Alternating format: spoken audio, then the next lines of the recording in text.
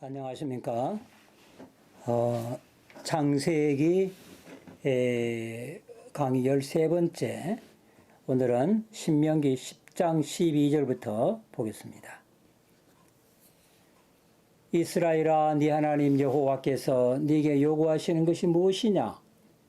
곧 네 하나님 여호와를 경외하여 그 모든 도를 행하고 그를 사랑하며 마음을 다하고 성품을 다하여 네 하나님 여호와를 섬기고 내가 오늘날 네 행복을 위하여 네게 명하는 여호와의 명령과 규례를 지킬 것이 아니냐라고 했습니다.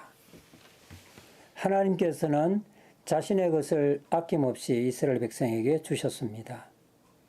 바울은 아들까지 아끼지 않고 주셨다고 했습니다. 그리고 이스라엘 백성에게는 아주 작은 것을 요구하셨습니다. 하나님을 경외하고 사랑하라는 것입니다. 그 증거로 하나님께서 명하신 말씀을 지키라고 요구하셨습니다. 그게 전부입니다. 명령에 순종하라고 하신 이유도 하나님 자신을 위해서가 아니라 자기 백성의 행복을 위해서입니다. 네 행복을 위해서 명한 것이라고 하셨습니다. 하나님께서는 계명이 필요 없으십니다. 하나님께서는 계명 없이도 스스로 행복하십니다. 이스라엘 백성이 하나님을 경외한다고 해서 하나님께서 더 영화롭게 되는 것도 아니십니다. 그런데 오늘날 우리 시대는 어떻습니까?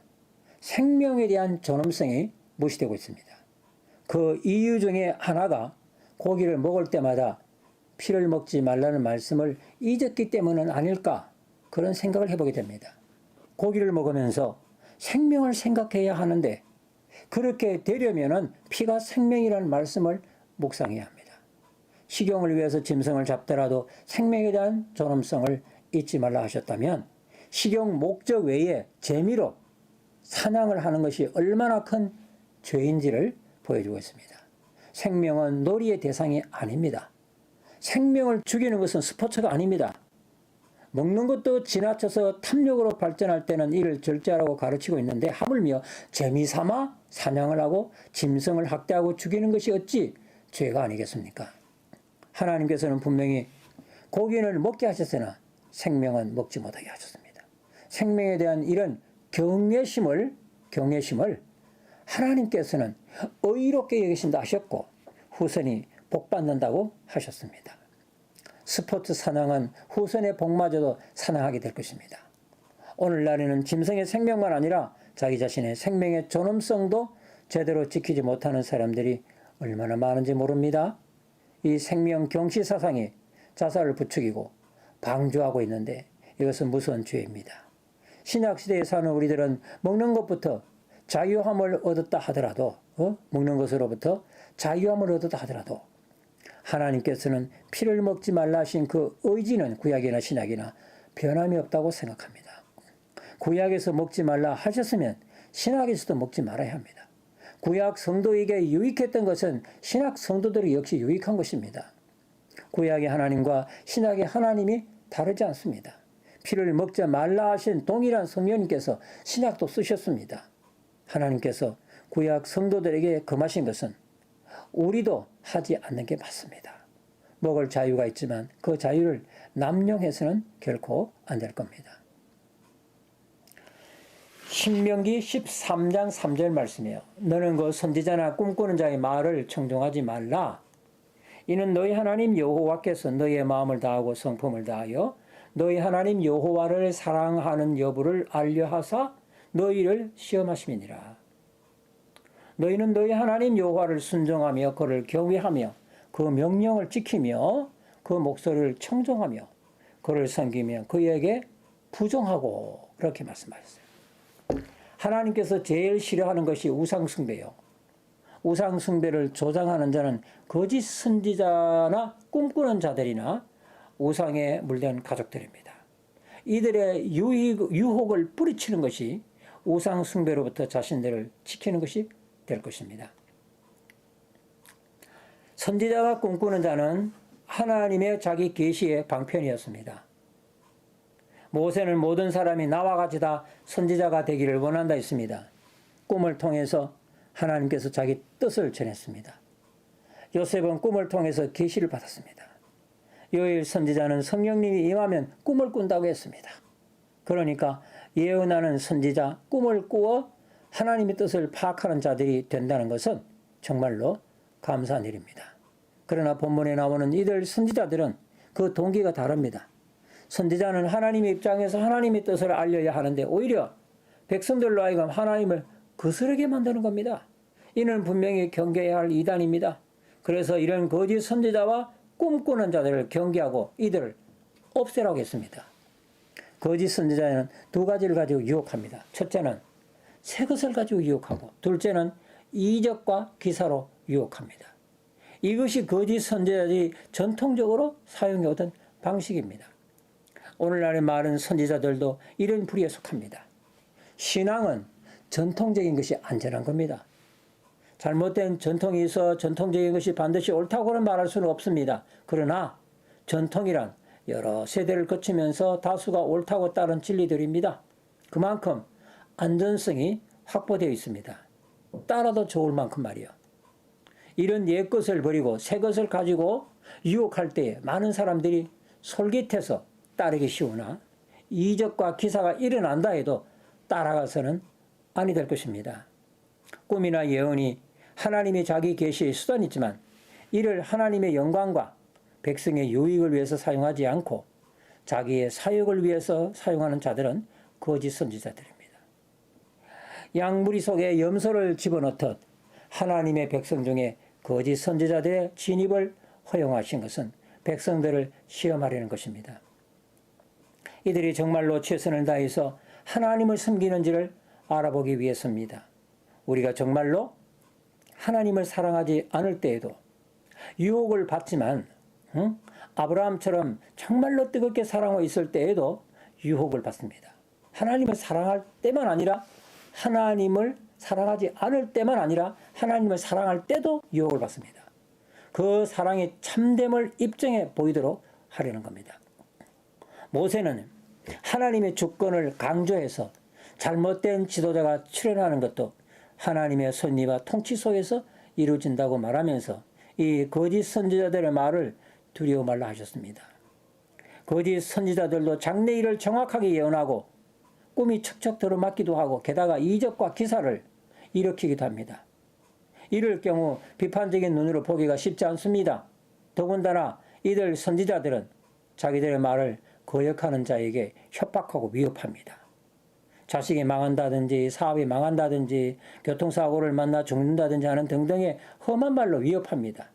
그러나 우리가 참으로 하나님을 사랑하는 마음과 그의 말씀을 따르겠다는 순종심이 있을 때는 이들을 비판하기를 두려워하지 말아야 합니다. 하나님께서는 우리 중심을 보십니다. 이들 거짓 선지자들 비판하고 반박하는 것이 결코 불경건에 속한 것이 아니라는 것을 알아야 합니다. 두려워할 것이 없습니다. 하나님의 말씀에 배치되는 것을 가르치는 사람들은 어떤 사람들이라도 당돌하게 뿌리쳐야 합니다. 그렇게 하려면 하나님을 경외하고 그의 말씀을 지켜야 하는 것입니다. 신명기 14장 29절 말씀 보겠습니다. 너희 중에 분깃이나 기업이 없는 레위인과 네 성중에 오가는 객과 및 과와 과부들로 와서 먹어 배부르게 하라. 그리하면 네 하나님 여호와께서 너의 손으로 하는 범사에 네게 복을 주시리라 라고 했습니다. 신명기 14장에는 하나님의 백성의 평범한 일상을 다루면서 평소의 삶이 거룩한 생활, 즉 구별된 생활이 되어야 한다고 말씀하고 있습니다. 그 중에 하나가 가난한 자에 대한 배려입니다. 이 일을 위해서 3년마다 구제를 위한 11조를 내게 했습니다. 그것으로 기업이 없는 레위 사람이나 객이나 고아와 과부들과 함께 하나님의 축복을 공유하라고 하셨습니다. 이 순종을 통해서 이스라엘은 그들의 생존의 근원이 하나님께 있고 곡식이나 환경이나 사람에게 있지 않다는 것을 고백합니다. 또한 이것이 자기에게 주신 하나님의 부를 계속해서 누리는 길이기도 합니다. 왜냐? 하나님의 축복을 공유한 사람들이 가진 자들을 위해서 축복할 것이기 때문입니다. 가진 자는 가지지 못한 자를 위해서 재물을 저축하고 있다고 생각을 가져야 하고 그들과 함께 나누는 것이 즐거움이 되어야 합니다. 신명기 17장 14절 말씀 보겠습니다. 네가 네 하나님 여호와께서 네게 주시는 땅에 이르러서 그 땅을 얻어 거할 때에 만일 우리도 우리 주의 열국같이 우리 위에 왕을 세우라는 뜻이 나거든 반드시 네 하나님 여호와의 택하신 자를 네 위에 왕으로 세울 것이며 네 위에 왕을 세우려면 네 형제 중에서 한 사람으로 할 것이요 네 형제 아는 타국인을 네 위에 세우지 말 것이며 왕된 자는 말을 많이 두지 말 것이요 말을 많이 얻으려고 그 백성을 애굽으로 돌아가게 말 것이니 이는 여호와께서 너희에 이르시기를 너희가 이후에는 그 길로 다시 돌아가지 말 것이라 하셨음이며 아내를 많이 두어서 그 마음이 미혹되게 말 것이며 은금을 자기를 위해서 많이 쌓아두지 말 것이니라.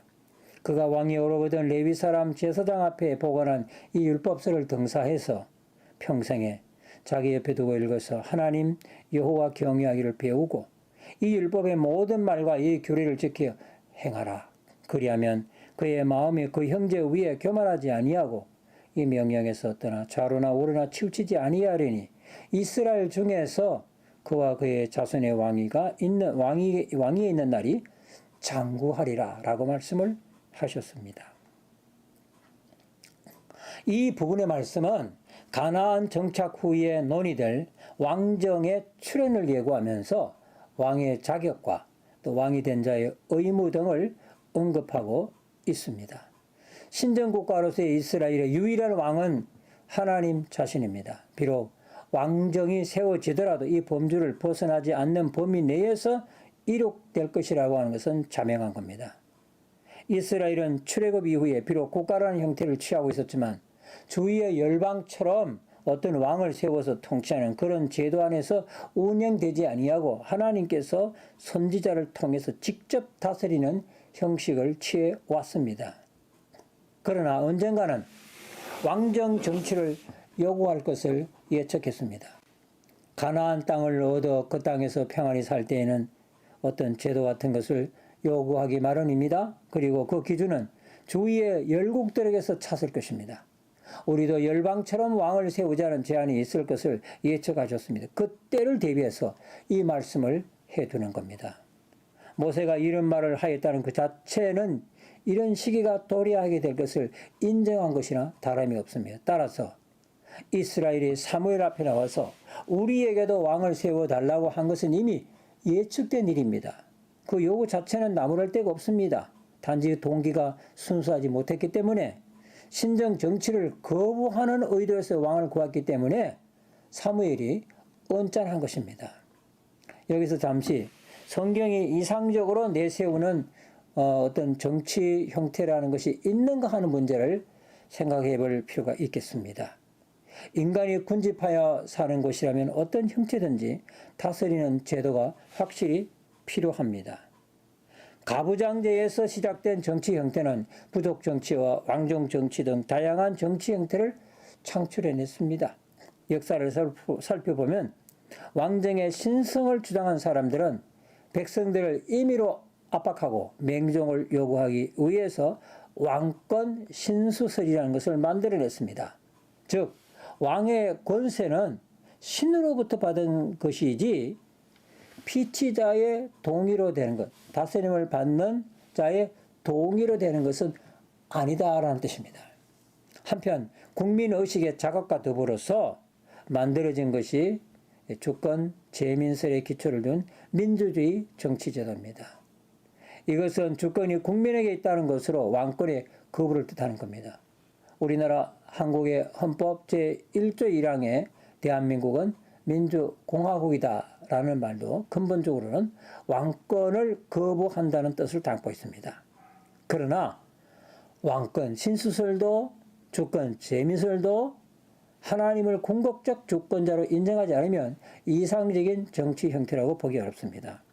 성경의 입장에서 볼 때 왕권 신수설을 바탕으로 한 정치이든 주권 재민설을 바탕으로 한 정치 형태이든지를 불문하고 하나님의 통치의 궁극성을 인정하면 그 정치 형태가 바람직하다라고 볼 수 있습니다. 성경은 민주정치를 이상으로 하지도 아니하고 왕정 정치나 공산 정치를 부정하지도 않습니다. 성경은 어떤 정치 형태가 가장 이상적인 것이라고 말하지 않습니다. 단지 그 정치 형태가 어떤 것이든지 간에 하나님의 통치를 궁극적 실체로 인정할 것을 요구하고 있습니다. 어차피 인간이 만든 지상의 정치 형태는 불완전합니다. 비록 미국의 정치 형태가 사람이 만들어 놓은 그런 정치 형태 중에서 그래도 가장 괜찮은 것이라고 칭찬을 받고 있지만 문제가 없는 건 아닙니다. 하나님의 주권이 보다 잘 나타날 수 있는 정치 제도가 상대적으로 나은 정치 형태다. 우리는 그렇게 말할 수 있습니다. 그래도 민주주의 체제가 좀 더 상대적으로 낫다고 말하는 이유는 이 정치 제도가 투표라는 수단을 행사함으로써 하나님의 주권을 보다 더 잘 나타낼 수 있다고 보기 때문입니다. 따라서 국민이 투표권을 행사할 때는 하나님의 뜻을 심각하게 고려하는 자세가 필요합니다. 어떤 후보가 보다도 하나님의 뜻을 수행하기에 가까울까 심사숙고해야 한다는 뜻이에요. 왕의 자격은 두 가지입니다. 첫째, 하나님이 택하신 자라야 합니다. 왕은 하나님을 섬기는 사람입니다. 하나님의 뜻을 가시적으로 나타내야 할 사람입니다. 하나님과 관계를 맺는 것은 그것이 무엇이든지 장소이든지 물건이든지 아니면 사람이든지를 막론하고 하나님의 선택적 행위가 있어야 하는 겁니다. 따라서 하나님의 백성으로서의 이스라엘은 선택을 받았습니다. 백성을 대신해서 섬기는 제사장도 선택을 받았습니다. 하나님의 입장에서 하나님의 뜻을 전하는 선지자도 선택을 받았습니다. 성소도 선택을 받았고 궁극적으로는 가나안도 선택을 받은 겁니다. 성도들도 만세전에 하나님의 선택에 의해서 되는 겁니다. 마찬가지로 왕도 하나님의 뜻을 받들어 섬기는 사람인 만큼 선택에 의해서 되는 것이 당연합니다. 하나님에 의해서 선택되어야 할 뿐 아니라 백성에 의해서도 선택을 받아야 합니다. 후자는 전자를 구체화시키는 겁니다. 무엇보다도 이스라엘의 왕령이 본질상으로는 신정 정치를 지향하기 때문에 왕은 하나님의 선택을 받은 자라야 하는 겁니다. 둘째, 형제 중에 하나라야 하고 타국이는 안 된다고 하셨습니다. 왕은 그 백성을 대표하는 자이니까 자기 형제 중에서 왕이 되는 것은 자연스러운 일입니다. 이방인이 왕이 될 때는 하나님을 알지 못하고 하나님의 법도 알지 못해서 백성을 하나님의 뜻대로 다스릴 수가 없고 그렇게 되면 결국은 신국의 이상을 실현할 수가 없습니다. 유대민족이 타민족보다 우월하진 않지만 먼저 하나님의 계시를 받았고 이것을 보관해서 전수해야 할 책임이 있는 그런 민족입니다. 본질상 신정 정치인 이스라엘의 통치는 하나님의 계시에 의존할 수밖에 없기 때문에 계시를 받지 못한 이방인의 왕이 계시받은 백성의 통치자가 될 수는 없는 것입니다. 왕의 의무에는 세 가지 하지 말아야 할 것과 한 가지 꼭 해야 할 것이 있습니다. 세 가지 하지 말아야 할 것은 다마, 다처, 그리고 다금. 이 3다를 금하신 겁니다. 말을 많이 두거나 아내를 많이 두거나 금을 많이 두거나 한 가지 실천해야 할 일은 말씀을 등사해서 옆에 두고 항상 읽어가지고 하나님을 경외하는 법을 배우는 것입니다. 하나님을 경외할 줄 아는 왕이 하나님의 뜻을 가장 잘 실현할 수가 있습니다. 왜 말을 많이 두지 말라 했습니까? 여기서 말은 군사력을 나타내는 대유법입니다. 왕이 말을 많이 두지 말아야 하는 데는 두 가지 이유가 있습니다. 하나는 말을 많이 두기 시작하면 하나님을 의지하는 대신에 군사적인 힘을 의지하게 됩니다. 이스라엘은 광야에서 많은 전투를 경험했고 가나안 땅에 들어가려면 정복 정제도 치러야 왕정이 세워진다 해도 국방을 위해서 어느 정도의 군사력은 필요한 것이 사실입니다. 그러나 이스라엘의 진정한 승리는 군사력에 있는 것이 아니라 특히 기마벽이나 전차의 수에 달려있지 않습니다. 이것을 이미 이스라엘은 홍해바다에서 철병거로 무장한 애국 군대를 바다에 수장하면서 터득한 진리입니다. 이 원칙은 홍해바다에서만 아니라 가나안 땅에서도 마찬가지입니다. 최고의 국방력은 하나님을 의지하는 데 있습니다. 드보라의 승리가 군사적 우위 때문이었겠습니까? 기도원의 군대의 승리가 철병거에 있었습니까? 아니지 않습니까? 이스라엘이 전쟁에서 이겼고 이길 수밖에 없었던 것은 전쟁은 여호와께 속한 것이고 하나님은 전쟁에 능하신 분이기 때문입니다. 말을 많이 두지 말라 하신 또 다른 이유는 말을 얻으려고 하나님께서 금하신 애굽 땅으로 되돌아가는 일이 생길 수가 있기 때문이에요. 한 번 떠나온 애굽과 또다시 접촉하다 보면 옛날 애굽의 풍속에 익숙해져 있던 이들이 내어버렸던 이방의 풍속을 다시 쫓아가는 폐단이 생길 수가 있습니다. 이것은 이스라엘의 생존에 있어서 중요한 위협이 될 수가 있습니다. 하나님께서 이런 이유로 애국과의 접촉을 막으신 겁니다. 뿐 아니라 이스라엘의 명성은 군사 대국으로 나아가서 얻는 것이 아니라 하나님의 말씀을 잘 순종함으로써 얻어지는 것입니다. 나라의 장래가 하나님의 수중에 있는 것이지 군사적인 우위에 있지 않다는 겁니다. 그러므로 말을 많이 두지 말라고 하셨습니다. 그러면 아내를 많이 두지 말라 하신 이유는 뭘까요? 이방의 왕은 자기의 권세를 이용해서 많은 첩첩들을 두었는데 그게 자신과 나라를 망하게 하는 길이었습니다. 왕이 아내를 많이 두지 못하게 하신 것은 왕의 마음이 황폐하게 되지 않도록 하려는 겁니다. 아내는 오직 한 명일 때는 상호 보완적이지만 한 명 이상이 될 때는 아내는 없고 여자들이 있을 뿐입니다. 그러나 여기서 특히 아내를 많이 두지 말라고 한 것은 외국인 아내를 염두에 둔 것 같습니다. 이런 결혼은 고대에서 흔히 정략적 차원에서 이루어지곤 했습니다. 결혼 관계로 서로를 묶어 정치적인 안정을 도모하려 한 것입니다. 그렇게 하다 보면 정치적, 종교적인 교류가 빈번해져서 언약의 백성으로서의 특성을 잃어버릴 수가 있습니다. 그 대표적인 예가 바로 솔로몬입니다. 솔로몬이 정략적으로 외국의 여자를 많이 얻어서 초기의 명성을 더럽히고 말았습니다. 은금은 또 왜 많이 쌓지 말라고 하신 것입니까? 나라 살림이 넉넉해야 백성을 잘 다스릴 수 있는 건 아닐까요? 그런데 왜 국부를, 나라의 부를 금하신 겁니까? 그러나 여기서 염려하는 것은 왕실의 부여를 말하는 것은 왕실의 부여. 왕이 물질의 욕심을 부리면 본연의 임무를 소홀히 하게 되어 하나님의 뜻을 받들어 치민할 수가 없어요. 백성을 다스릴 수가 없습니다. 그래서 자기를 위하여라는 단서를 붙여놓은 겁니다. 자기를 위해서 금품을 축적하다 보면 깨끗한 정치를 할 수가 없게 됩니다. 반면에 꼭 시행해야 할 일이 하나 있습니다. 그것은 율법을 등사해서 항시 옆에 두고 읽으라 하셨습니다. 그렇게 해야 할 이유는 이스라엘의 정치가 왕정이 아니라 왕정을 통한 신정을 실현하는 데 목표가 있기 때문입니다. 왕인 자기 뜻대로 나라를 다스리는 것이 아니라 하나님의 뜻대로 나라를 다스려야 하고, 그렇게 하려면 하나님의 뜻이 잘 드러나 있는 율법서를 항시 옆에 두고 읽어야 하는 겁니다. 율법이 통치의 기본 원리가 되어야 한다는 뜻이에요. 그래서 율법을 등사해서 옆에 두고 읽으라 하셨습니다. 그것도 평생토록 그리하라 했습니다. 그래야 하나님을 경외하는 법을 배우고 율법을 지켜 행할 수가 있습니다. 하나님을 경외하는데도 학습이 필요하다는 것이에요. 이와 같이 삼다를 금하고 하나를 명심하여 나라를 다스리면 왕의 마음이 교만해지지 않고 좌우로 치우치지 않아서 버림받지 않고 끝까지 쓰임을 받을 수가 있어서 왕위가 장구하게 될 것이라고 했습니다. 이런 원리는 지금도 국가가 추구해야 할 이상임에 틀림이 없는 겁니다.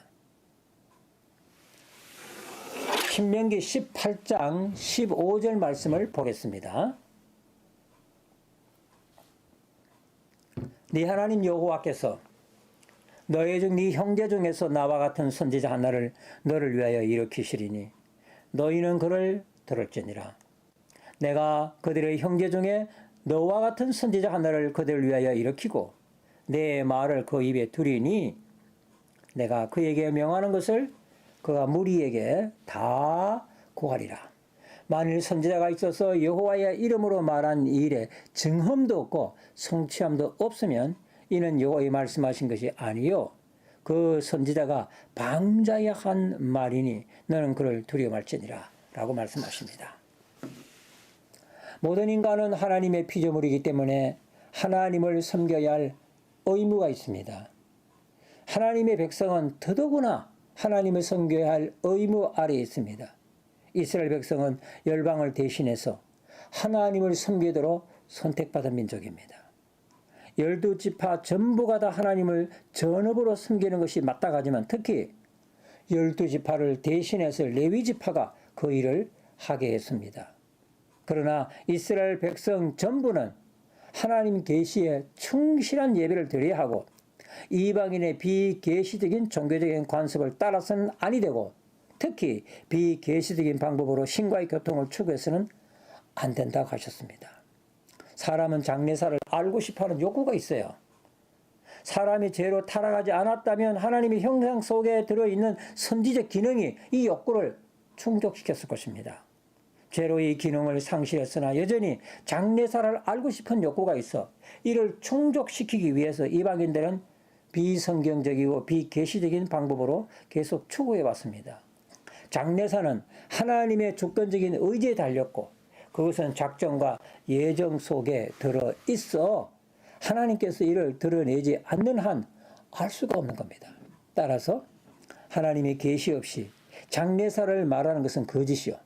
거짓은 거짓의 앞에 사탄의 짓이며 사탄은 본질이 100% 거짓이니 장래사가 참일 수가 없습니다.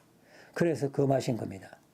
대신에 장래사를 알고 싶은 욕구를 어느 정도 충족시켜 주기 위해서 대안을 마련하셨는데 그게 바로 선지직의 제도를 세우는 것입니다. 선지자는 우선 너희 중 네 형제 중에서 나와야 한다 하셨으니 이방인은 안 됩니다. 이스라엘 중에서 모세의 전통성을 계승한 자라야 합니다. 이것은 장차 올 선지자가 나와 같은 선지자라야 하는 데서도 잘 나타나고 있습니다.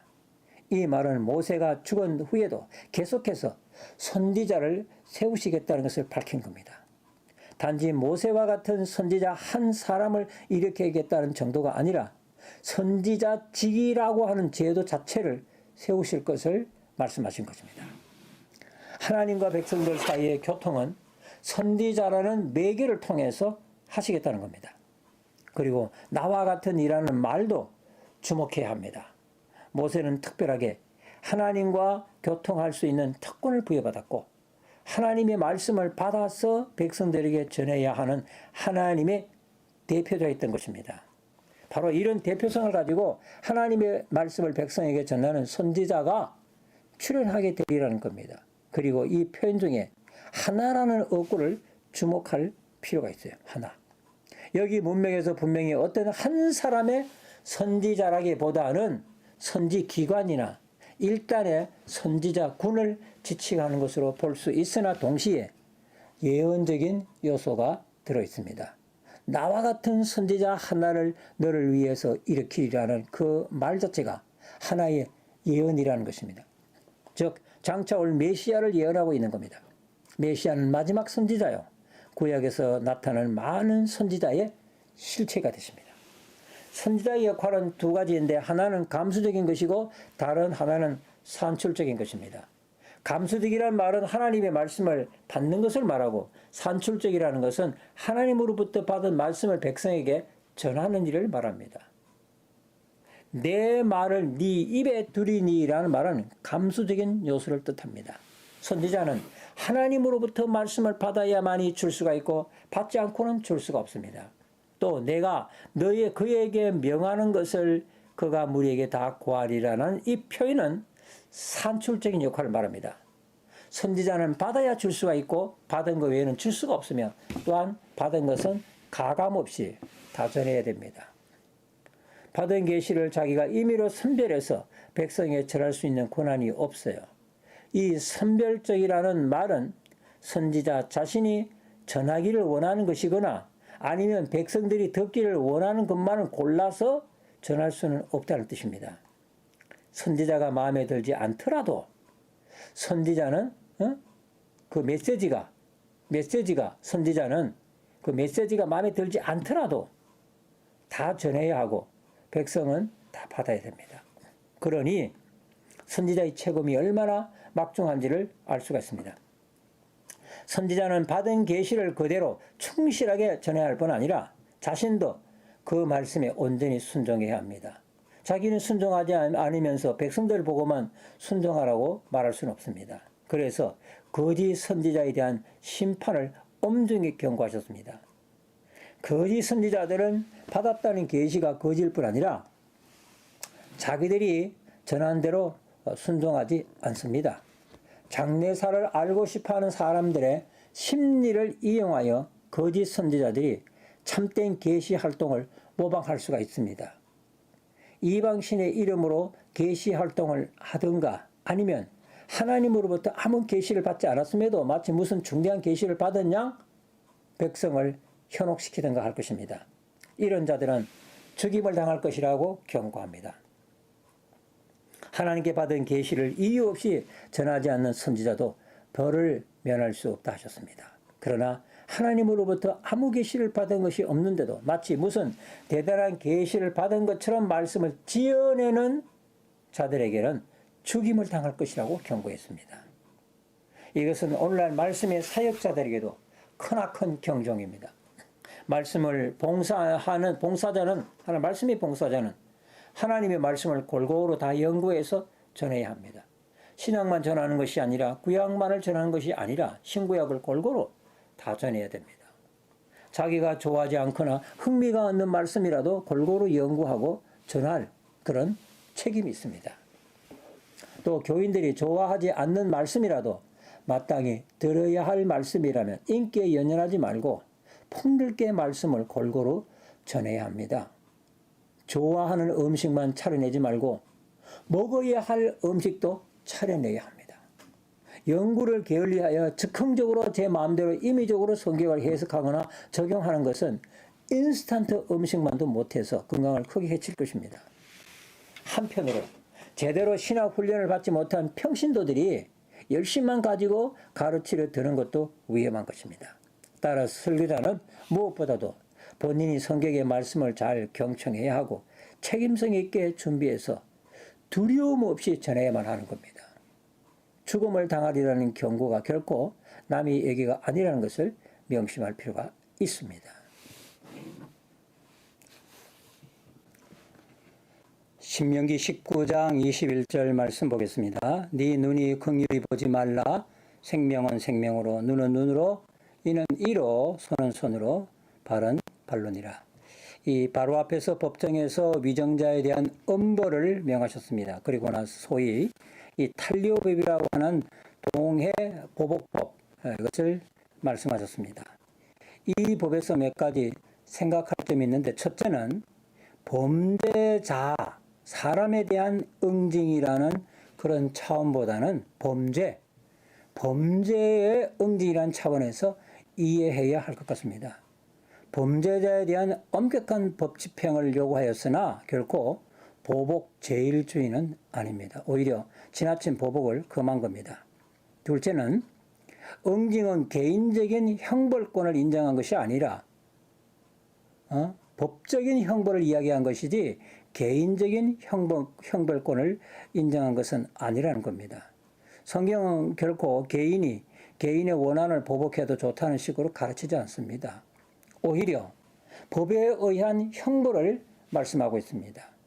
이런 정신은 법치국가를 이상으로 하는 나라에서 공통적인 현상입니다. 여기서 눈은 눈으로라고 한 것도 결국은 공적인 법률상의 엄격한 집행을 요구한 것이라고 보아야 합니다. 셋째는 형벌은 그 죄질에 준해야 한다는 겁니다. 죄질만큼 징벌하라는 것입니다. 물론 정말로 하나님 앞에서 죄질대로 징벌한다면 다 죽어야 합니다. 사망에 해당하지 않는 죄가 없기 때문이에요. 그래도 성령님의 일반 은총의 영역에서 범죄의 경중을 따라 징벌을 달리하게 하신 겁니다. 이것은 긍휼입니다. 그런데 세상에는 가벼운 죄에 가혹한 형벌을 내리거나 또 반대로 중대한 죄에 경미한 형벌을 내리는 그런 일이 많습니다. 민주주의는 대부분 죄형 법정주의를 채택하고 있습니다. 범죄의 사안에 따라서 형벌을 법으로 규정해 두고 그에 따라 형벌을 내림으로써 가능한 한 공정한 법 집행을 하자는 겁니다. 그러나 여기서 말한 눈은 눈으로라는 이 문구를 이스라엘 백성은 문자적으로 적용하지는 않았습니다. 만일 어떤 주인이 잘못하여 노예의 눈을 멀게 했을 경우 주인은 자기의 눈 하나를 멀게 하는 대신에 그 노예에게 자유를 주었습니다. 만일 이웃의 황소를 죽였을 경우에는 똑같은 황소라는 것이 없기 때문에 그 사람에게 다른 황소를 살 수 있도록 그에 준하는 돈을 주었습니다. 그러나 사람을 죽였을 경우에는 목숨과 바꿀 만한 것이 없어서 그 사람을 죽이게 했습니다. 그 사람을. 생명은 생명으로만 속할 수가 있다는 겁니다. 그런데 예수님께서 이 탄리의 법칙을 산상교훈에서 인용하시면서 다음과 같이 말씀하셨습니다. 마태복음 5장 38절에서 보게 되면 눈은 눈으로 이는 이로 갚으라 하였다는 것을 너희가 들었지만은 나는 너희에게 이르노니 악한 자를 대적하지 말라. 누구든지 네 오른밤을 치거든 왼밤도 돌려대라 라고 말씀하셨습니다. 이 예수님의 말씀은 외관상으로 보면 오늘 본문의 경우와 다른 해석을 하는 것처럼 보입니다. 만일 다르게 해석하셨다면 성경의 연속성이 파괴됩니다. 예수님의 의도는 구약 성경과 다른 해석을 하려는 것이 아니라 당시 많은 유대인 랍비들이 율법의 참뜻을 숨기고 외형적인 뜻만을 고집한 데 대해서 시정을 하고 그 본뜻을 더욱더 밝히 드러내려는 데 있습니다. 법을 제정한 진정한 목적은 사랑이기 때문에 법의 집행도 사랑이라는 큰 범주 안에서 행해야 한다는 것입니다. 그래서 사랑은 율법의 완성이라 하셨습니다. 주님께서 십자가를 지신 것도 이 사랑의 법을 완성코자 하신 겁니다. 민수기 20장 1절 이하의 말씀 보겠습니다. 네가 나가 대적과 싸우려 할 때에 말과 병거와 민중이 너보다 많음을 볼지라도 그들을 두려워 말라. 애굽 땅에서 너를 인도하여 내신 네 하나님 여호와께서 너와 함께 하시느니라. 너희가 싸울 곳에 가까이 가거든 제사장은 백성에게 나아가서 구하여 그들에게 이르기를 이스라엘아 들으라.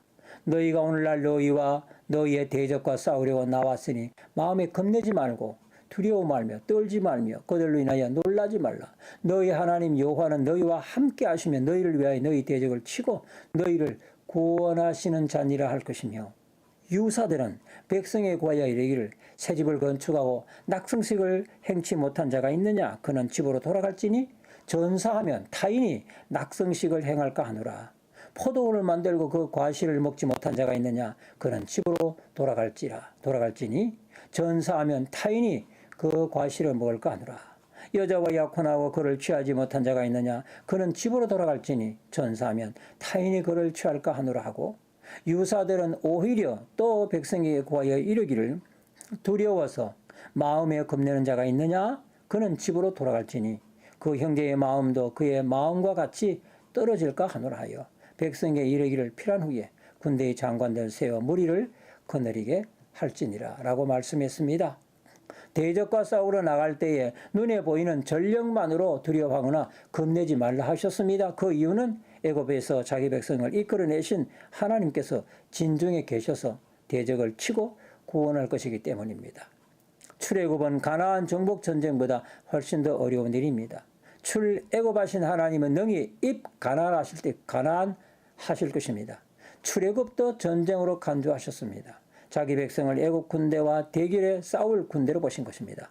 애굽전에서 완성을 거뒀고 그 최후의 전투가 홍해였습니다. 이는 하나님께서 가나안 정복 전쟁에서도 진중에 계셔서 자기 백성을 위해서 싸우실 것입니다. 그러니 겁내거나 두려워하지 말라 하셨습니다. 행여 하나님을 못 보고 가나안 군대의 군사적 우위에 기죽지 말라는 것이에요. 그래서 싸움에 나가지 말아야 할 자들을 선별하신 겁니다. 새 집을 짓고 낙성식을 못한 자들은 돌아가라 했습니다. 전사하면 그동안의 수고가 소용없게 될 것이기 때문입니다. 포도원을 만들고 과실을 수확하지 못한 자도 돌아가라 했습니다. 약혼하고 결혼식을 하지 못한 자도 돌아가라 했습니다. 싸움도 중요하지만 인생에서 만난 중요한 기회를 소중하게 보신 것입니다. 전쟁은 어차피 하나님께 속했습니다. 이들이 안 나간다고 해서 전투에 지장이 되지 않습니다. 전쟁이 전부가 아닙니다. 전쟁을 왜 하는 겁니까? 그 땅에 정착해서 집을 짓고 가정을 이루어 행복하게 살려는 것이잖아요.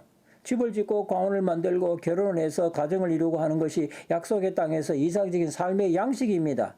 이것들이 정지된 상태에서는 전쟁이라는 의미가 없는 거예요. 뿐 아니라 이들의 마음은 콩밭이기 때문에 몸을 사리고 전력해서 전투에 임하지 않을 수도 있고, 이것은 다른 동료 병사들에게도 영향을 미칠 수가 있습니다. 백성들은 싸움 중에 전사를 걱정하지만 실제 가나안 전투에서 전사자는 하나도 없었습니다. 단지 교만하다가 아이성 공격에서 36명의 죽을 쓸 뿐이고, 이들은 전사가 아니라 교만에 의해서 죽은 것입니다. 신명기 21장 17절 말씀 보겠습니다. 반드시 그 미움을 받는 자의 아들을 장자로 인정하여 자기의 소유에서 그에게는 두 몫을 줄 것이니 그는 자기의 기력의 시작이라. 장자의 권리가 그에게 있음이니라 라고 말했습니다. 신명기 21장 후반부에는 가정사와 관련된 몇 가지 규범이 기록되어 있습니다. 가정은 그 구성원이 자기 역할을 제대로 잘 감당할 때에 행복하고 경건한 가정을 이룩할 수 있을 뿐만 아니라 사회가 건전하게 발전할 수 있습니다. 성경은 가정을 아주 소중하게 여기고 또 질서를 강조합니다. 가정은 사회를 구성하는 최소 단위이기 때문에 질서가 있습니다. 17절의 말씀은 장자의 상속법에 대한 규례입니다. 한 가정에 동시에 아내가 둘이 있다는 것 자체가 불행한 일입니다. 왜냐하면 아내를 많이 두었다는 자체도 문제가 되거니와 더욱 큰 문제는 한 남자의 사랑은 여러 여자에게 나눠줄 만큼 넉넉하지 못하다는 데 있습니다. 한 여자만을 사랑하기에도 벅찬데 두세 명을 사랑한다는 것은 불가능한 일입니다. 사랑은 편백되기 마련입니다. 성경은 이것을 기정사실하고 있습니다. 다처주의를 택하는 문화권도 있긴 하지만 그것은 결코 성경이 지지하는 그런 제도가 아니고, 사랑을 공유한다는 것은 현실적으로 어려운 것입니다. 만일 그것이 가능한 사회라면 진정한 사랑의 결속이라기보다는 사회 관습상으로 유지되는 관계일 것입니다. 그런데도 구약 성경에서는 다처를 둔 경건한 신자들이 있습니다. 성경이 시대에 따라서 일부 다처 제도를 묵인하고 있다는 인상을 주지만 실은 사람의 강팍함과 욕심 때문입니다. 그러나 지금 여기서 말하는 것은 다처주의가 아니라 다처일 뿐입니다. 다처. 그것도 전쟁이라는 맥락 아래서 언급하고 있습니다. 전쟁은 어느 사회를 막론하고 일상적인 생활 리듬을 유지하지 못하게 합니다. 남자들은 많은 전사는 미혼 여자들의 수를 늘려 사회적인 문제를 낳고, 남자들도 전쟁이라는 불확실한 상황에서 아내를 한 명 이상 두게 되는 경우가 흔히 있습니다. 이런 특수한 문맥에서 이해되어야 합니다.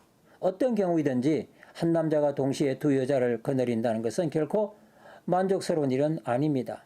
생각하는 것 이상으로 복잡한 문제들이 일어나기 마련이에요. 이런 문제는 기업의 상속과 관련해서 더욱더 민감해집니다. 재산 상속에는 대개 문제가 일어납니다. 특히 배달한 자식들에게 재산을 상속할 때 문제가 더욱 심각해지는데 칼부림과 살인까지 일어납니다. 아버지가 재산을 상속할 때에 공정성을 잃지 말 것을 당부한 겁니다. 아내에 대한 편애가 자식에게까지 이어져서는 안 된다고 보시는 거예요. 장자는 상속분의 두 몫을 받습니다. 비록 장자가 덜 사랑하는 아내의 자식이라도 그가 장자라면 규정대로 그에게 장자의 몫을 주라고 말씀하십니다. 아내에 대한 아버지의 감정이 어떠하든지 장자는 어디까지나 장자입니다. 이 상황을 바꿀 수 있는 것은 아무것도 없습니다. 하나님의 조건에 대한 승복도 포함됩니다. 또 아버지의 왜곡된 감정이 자식들에게까지 미쳐서는 안 될 것을 명시한 말씀이기도 한 것입니다. 자, 오늘 강의는 여기까지 하겠습니다. 여러분 수고하셨습니다.